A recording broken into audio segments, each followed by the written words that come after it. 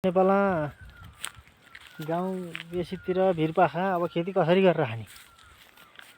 यी बाँदरले यो बाँझा छरेको यो जय घाँस हो, यो भित्र के उम्रेको छ त्यो धरि टिपेर खाएका छन्। त्यो जय घाँसका भालाहरू लिएर खाएका छन्।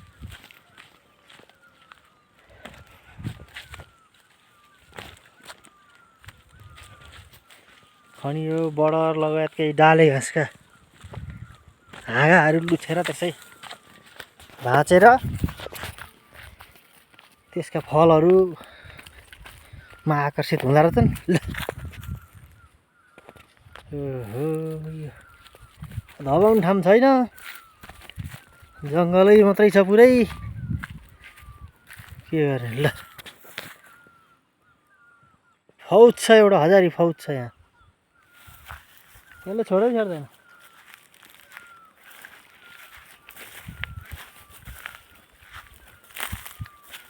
ए हाम्रो यहाँकै मङ्की किङ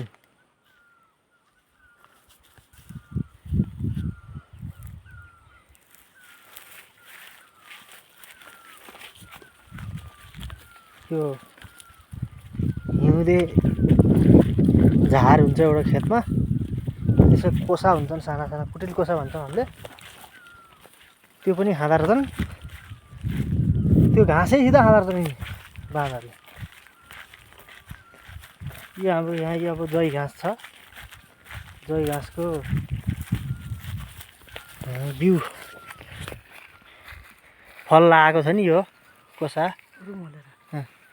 यही खाँदाखेरि पुरै रुमलेर यही बिहानैदेखि यहीँ छ नि बाँदर। खेती छैन अहिले, अब खेती गर्न छोडिसके। गहुँ जौ तोरी केराउहरू यो पाखा खेता टन्नै लगाउँथे। अब यिनीहरूले बिउै मासे अनि लगाउनै छोडिसकियो।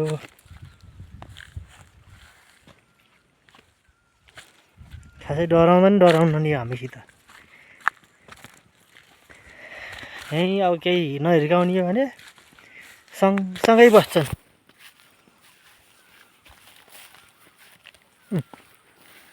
यो हजारी रातो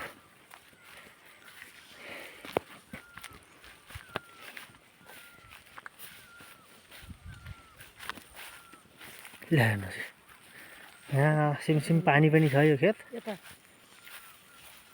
कता त्यही खनाउ झारौँ न।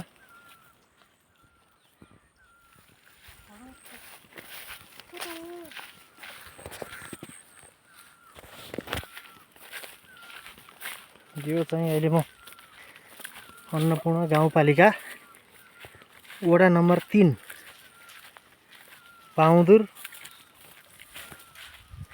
यो मैदानभन्दा तलपट्टिको खौला खेत, गामखेत खौला खेत यतातिर छु।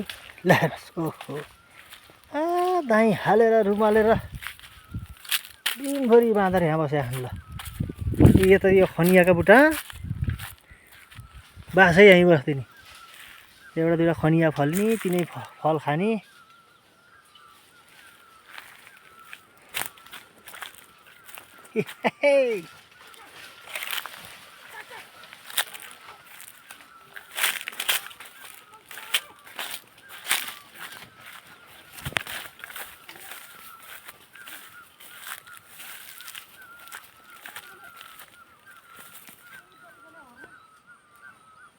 ल हेर्नुहोस् बाँदर, ल ल ल अब चढ्यो रुखमा।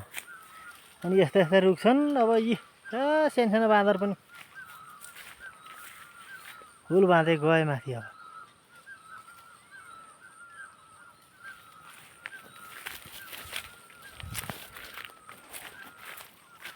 मङ्की किङ, यी हाम्रा बाँदरका राजाहरू मङ्की किङहरू छन्।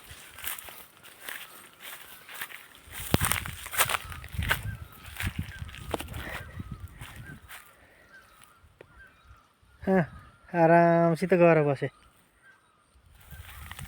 अब हरियाली पलाएको छ, घाँसपात त्यस्तै खान्छन्, बस्छन्।